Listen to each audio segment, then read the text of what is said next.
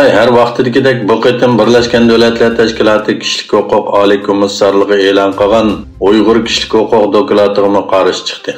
Uyg'urlarning ma'naviy onasi Robiya Qodir xonim bu vaqtda to'xtalib, bilsa bu doklat Xitoy uchun bir zarba emas, jinoyatining salmoqini tonishi va o'ziga keladigan ziyinning oldini olish uchun cho'ng bir fursat dedi. Robiya Qodir xonim Xitoy davlatining Xitoy xalqiga vakillik qilolmaydiganligini ta'kidladi va Uyg'ur kishilik huquq doklatining e'lon qilinganligining o'zi insoniyatga qarshi jinoyatning hisobsiz qolmaydiganligining dastlabki bir signali ekanligini aytdi. U mundaq dedi: Şoman Xitoy doiralarini dunyoda qo'li qon bir davlatning ulug' davlat bo'lmaydiganligini tonishqa, o'z xalqining va kelgusi avlodlarining moddiy va ma'naviy manfaatlarini ko'zda tutib, Uyg'ur qirg'inchiligidan voz kechishga chaqiraman.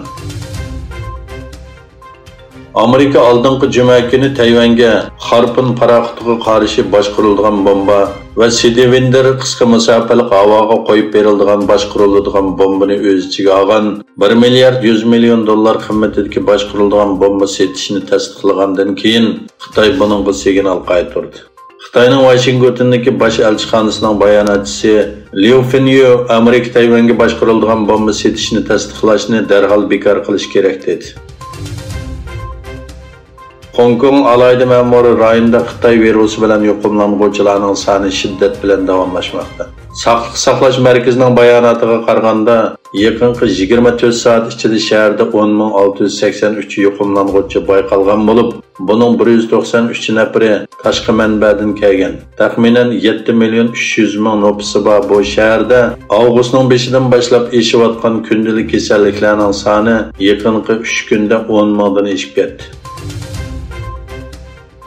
Azerbaycan prezidenti İlham Aliyev Türkiye dünya miqyosidagi kuchli bir davlat edi.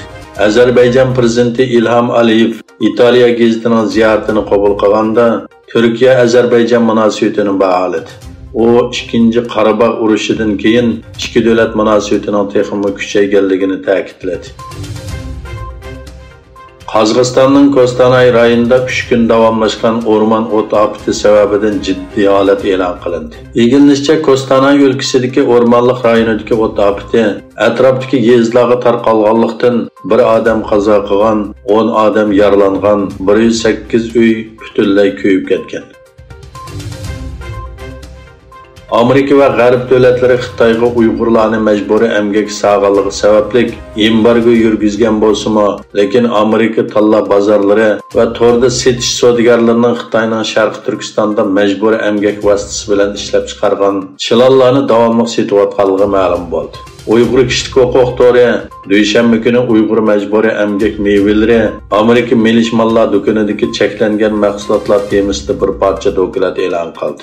Doklatda oshkorlanishicha, Amazon, Ayway va Walmartni o'z ichiga olgan Amerikaning to'r bozorlari Sharqi Turkistondan import qilingan chilon qatorliq mahsulotlarni sotadi ekan.